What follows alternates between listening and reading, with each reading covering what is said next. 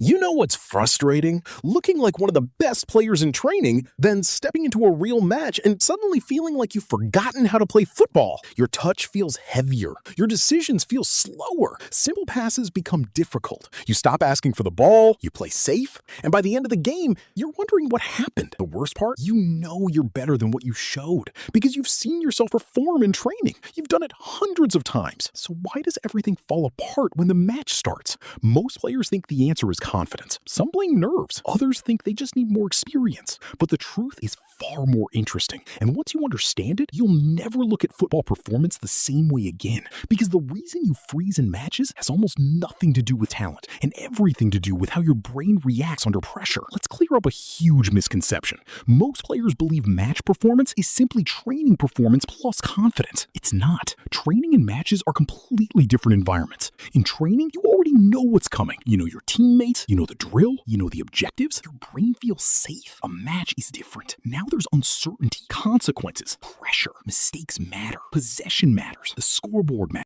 People are watching. Your brain doesn't treat these situations equally. In fact, your brain treats them as completely different challenges. That's why some players dominate training but disappear in games. It's not because they're less skilled, it's because they haven't learned how to transfer their ability into pressure situations. And that's where most football advice gets it wrong. Here's the real reason you freeze during matches. Your attention collapses. Let me explain. When pressure increases, most players stop focusing on the game. Instead, they focus on themselves. What if I lose the ball? What if I make a mistake? What will my coach think? What will my teammates think? What if I mess up again? Notice what's happening. Your attention leaves the game and turns inward. Now you're not reading space. You're not scanning. You're not anticipating. You're monitoring yourself. And football becomes impossible when you're trapped inside your own head. The best performers aren't fearless. They're focused. Their attention stays on the game, not on their emotions, not on their mistakes, not on their reputation. And that's why they stay calm when everyone else freezes. Lesson 1, stop trying to impress people.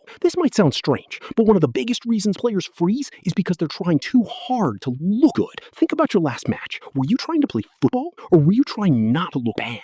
Those are completely different mindsets. Players trying to impress others become cautious. They avoid risks. They stop expressing themselves. They choose safety over effectiveness. Instead of playing to win, they play to avoid embarrassment. And that mindset destroys performance. The best footballers aren't obsessed with looking good. They're obsessed with solving problems. Space appears, they attack it. Pressure arrives, they escape it. Opportunities emerge, they take them. Their focus stays on the task, not on the audience. The moment your goal becomes proving yourself, pressure increases. The moment your goal becomes solving football situations, pressure decreases. Lesson 2.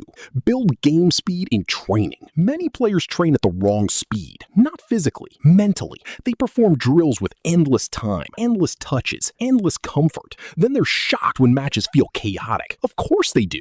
Football is a decision-making game, not a technique exhibition. The best training sessions force your brain to work faster, limit touches, reduce space, increase scanning, add defenders, create uncertainty. Because uncertainty is what you're struggling with, not football technique. A player who trains decisions becomes comfortable under pressure. A player who only trains technique becomes overwhelmed when pressure appears. Train your brain to think faster, and matches start feeling slower.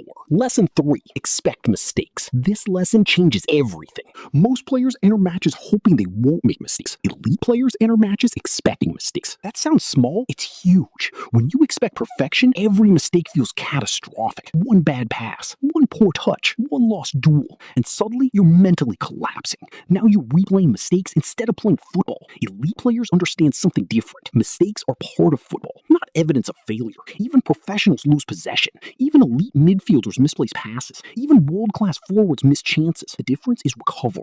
Great players don't spend energy fighting mistakes. They spend energy solving the next situation. And because they recover faster, they perform better over 90 minutes. Lesson 4. Create small wins. Confidence isn't built through motivation. It's built through evidence. That's why your first 5 minutes matter so much. Too many players start matches trying to do something spectacular. A difficult dribble, a risky through ball, a complicated play. Then they fail. Confidence drops immediately. Instead, build momentum. Complete simple passes. Communicate. Scan constantly. Win small battles. Touch the ball often. Give yourself evidence that you're involved. Football confidence grows from successful actions, not positive thinking. The more positive actions you accumulate, the more comfortable you become, and comfort leads to better performance. Lesson 5. Shift from performance mode to competition mode. This is the lesson that changes everything. Most players enter matches in performance mode. They think, how am I playing? Am I good enough? Do I look confident? Am I making mistakes? But football isn't a performance. It's a competition. The best players aren't evaluating themselves every 30 seconds. They're competing. They're engaged. They're immersed. They're focused on winning situations, winning duels, finding space, creating chances, solving problems. When you're truly competing, self-consciousness disappears because your attention is fully invested in the game. And that's where your best football lives.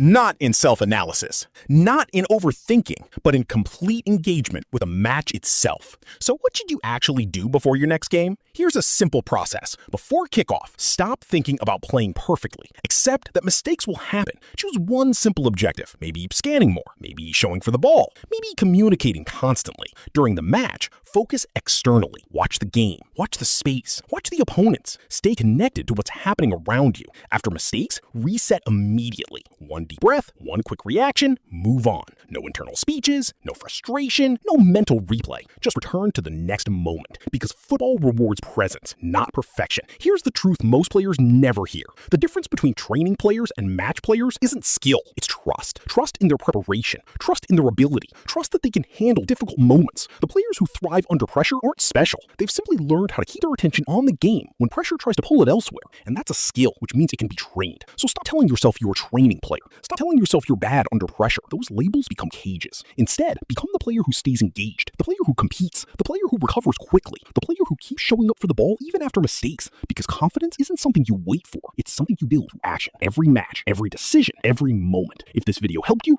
subscribe for more football improvement content focused on what actually changes performance on the pitch. And remember, the goal isn't to play without pressure. The goal is to play